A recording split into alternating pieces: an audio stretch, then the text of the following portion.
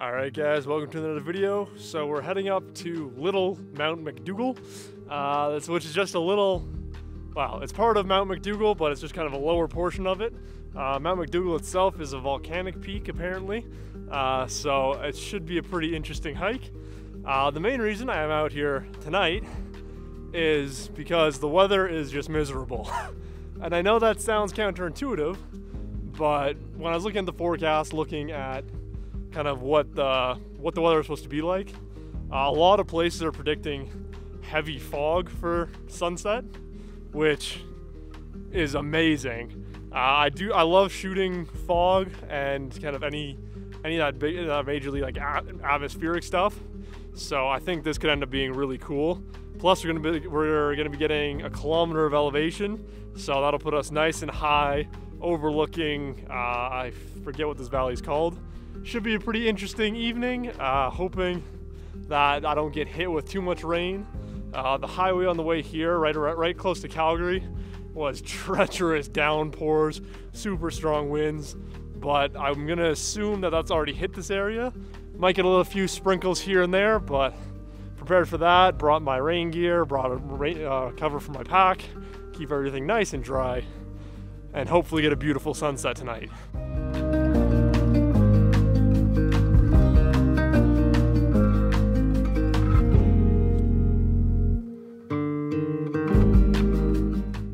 Already off to a good start. I got on the wrong trail and now I'm climbing down this big steep hill here that is quite steep. It's really taking kind of all my effort to not just slide down into all this fallen down and broken trees.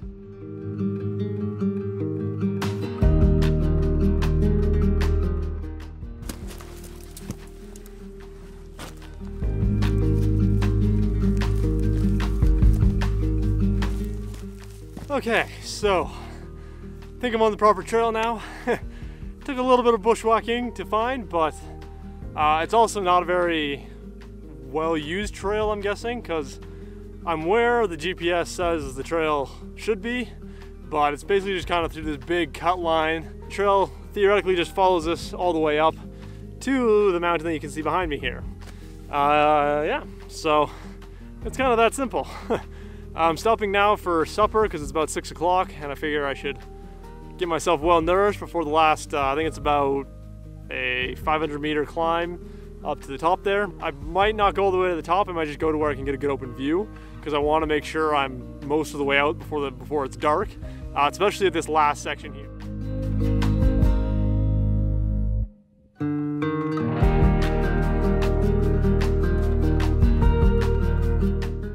Okay, so the keen eye among you might have noticed a different head on my tripod that was on my back. So I just got this today, which seems like a really bad idea to take a new expensive thing out into the field on the day that you just get it. But I mean, that's the whole point of having this kit. But anyway, this is the Manfrotto MHX Pro fluid head. And so the reason I got this is mostly for video. When I'm out here, I want to do a lot more nature filming kind of thing. I'm not very good at it yet. It's going to take a lot of practice to get good with the fluid head and getting all the movements nice and smooth and all that. But I think with time, I should be able to get some pretty good video. The other thing is that ball heads were really starting to annoy me while trying to do photography. Just because you can get your camera all nicely set up, then you loosen the wrong knob and your whole thing falls, and it's just a pain in the butt. Whereas with this, you can see here, everything is fully loosened off. I can move my camera wherever I need it, and it's just gonna kind of stay there. So I chose this fluid head because it's got this selector on the side here that lets you choose whether you got a long lens, a heavy lens, all that kind of stuff, so that it doesn't just clunk over. So what's really good about this fluid head is it's got a level right here that will it'll make it easier to level the tripod. Because with a ball head, it's pretty much impossible to get to be able to pan it or to get it level enough to pan. Whereas with this, it's super easy. It takes all of 30 seconds to just kind of adjust the legs to get everything nice and level. Allows me to pan, tilt, all the stuff a fluid head would normally allow you to do. And then yeah, for photography, it just makes it's a little more stable. I can keep everything a little bit loose, so if I need to fine tune my adjustment, then I can lock things up real quick. So I wanted to talk about that quickly, just so you guys aren't asking questions about why there's this massive head on one of my tripods that wasn't there in the last video.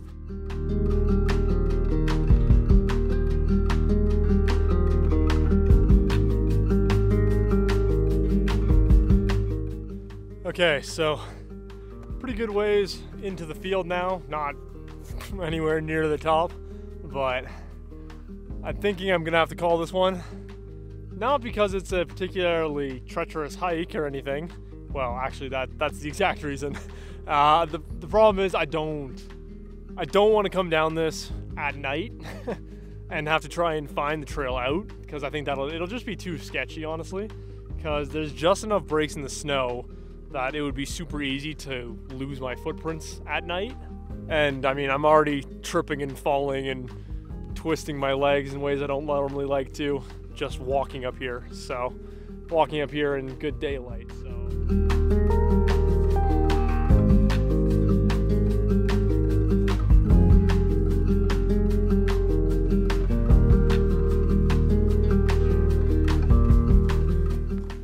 Okay, so pretty much back in my truck now.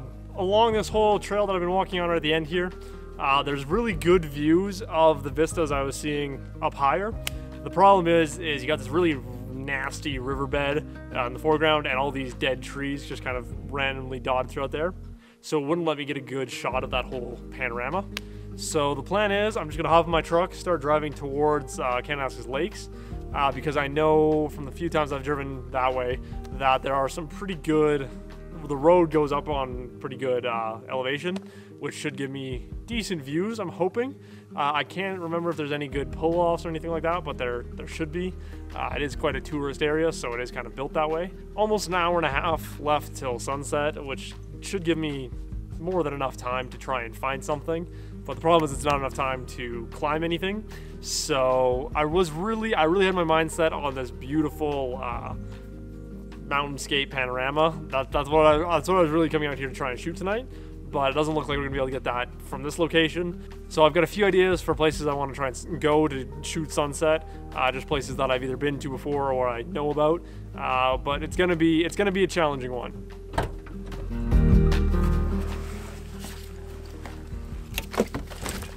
So quickly before we get going, I want to mention that one of the reasons I don't shy away from showing these failures in my videos on the YouTube channel and all that is because I think that they're more valuable than times where I have major success.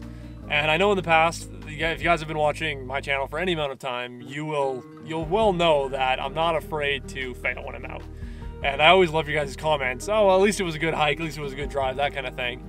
Because that's that part of that understanding, especially from the photographers in my audience that understand that, okay, even if I didn't get a good photo, at least it was not a complete waste of time kind of thing. The sky is starting to look pretty sweet, and I don't want to waste any more time talking in this ugly parking lot, so let's hop on the road.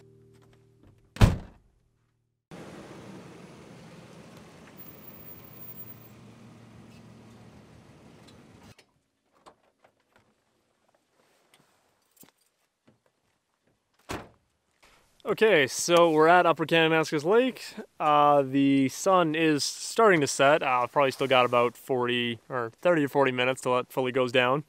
But the color is starting to come into the sky. There's not a whole lot of great compositions up here. There's some very nice mountain peaks, but nothing super cool. So I'm going to take a little walk up here, see if I can get a view down the valley, which it looks like I might be able to, which would end up being great. Okay, so looks like we're not going to fare too badly. I'm going to show you guys some footage from my Nikon on the nice new fluid head about what I'm looking at right now, and I'll just kind of put that over top. But yeah, we got a nice vista without any of the work of climbing up a mountain. So it's not as good as I would like. There's still some trees that are kind of poking into the shot I would take, but I mean, it's a nice shot. There's a nice line, there's a nice mountain range across from me that is just perfectly, I don't know. Well, I don't know. It's not perfect. I can't say that. This isn't a shot that I would intentionally drive all the way out here to take. I will be very clear with that. But it's a good shot for this evening.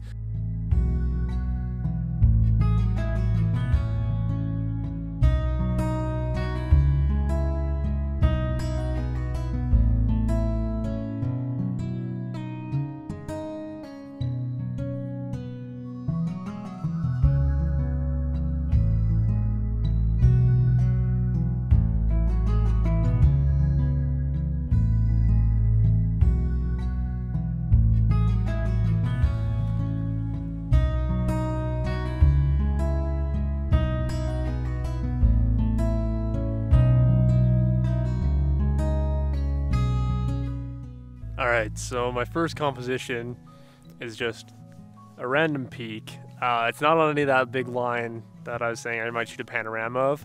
It's just this random peak, and now the light is fading off of it. But it's okay, I already got the shot. I was just hoping it would stick around a little bit longer till the sky started to get some color in it. But looks like I'm gonna lose the color there. But anyway, I got a shot already because I didn't want to, I saw that the light was moving and I didn't want to miss it. And it's quite a simple shot. I don't love it, but I don't hate it. The sky is a little empty for my liking, but there's a nice horizon line with the trees, a nice separation between the mountain and the sky. So it'll probably make it in the video. It may end up being black and white, who knows? I do have a fascination with those right now.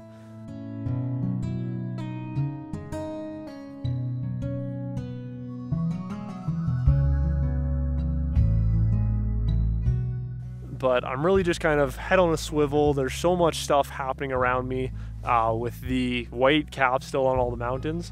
It's really good. It's a really good opportunity for sunset with this, because we are getting some really nice soft pinks in the sky and on some of the peaks. So I'm watching everywhere, turning the camera where it's needed, and just kind of quickly grabbing these shots as they kind of pop up and slowly disappear.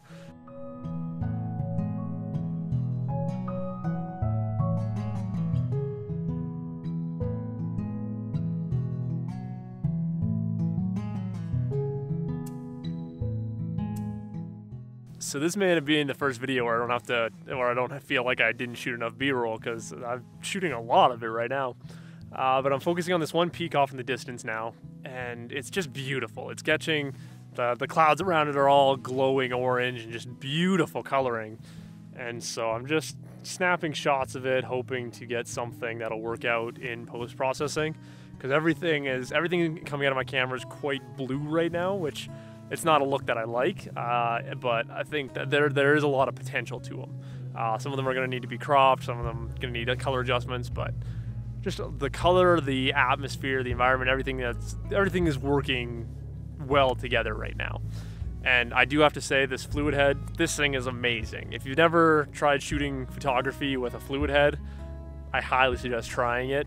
Maybe don't be like me and just buy one without ever actually trying it, but I highly suggest trying it because it's just so much easier. I just level my tripod real quick, shooting panoramas, just getting zoomed in, having everything nice. I can have everything loose, make minor adjustments, press my little corded shutter release, and it's just so much more enjoyable than a ball head. And because all the knobs are so much bigger, and you can do fine adjustments with the handle here rather than flopping the camera around. Yeah, it's a really big difference. I highly suggest looking into them if you guys are interested. But we're starting to get some. Wait.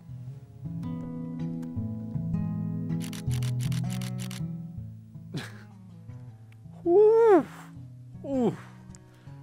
This is why you just have to keep your eyes peeled. A little streak of light here.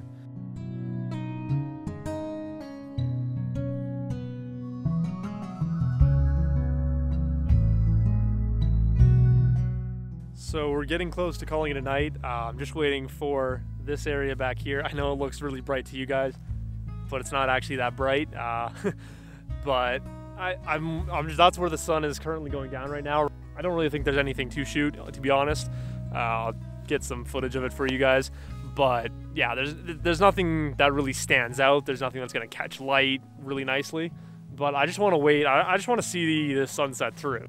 So I'm gonna actually end the video here because I just want to stand here and enjoy the sunset. Because I don't think there's gonna be any more photography. Make sure you check out morganhurst.ca for more info and any of the photos that didn't make it into the video, which on this one there probably will be a couple. Yeah, so make sure you guys check that out. And before I let you guys go, prints are still on sale on my print shop, morganhurst.ca/store. 20% off for this whole month. So make sure you at least go take a look at them if you guys like my photography. I really appreciate it. And as always, guys, I hope you enjoyed this video, and I will see you in the next one.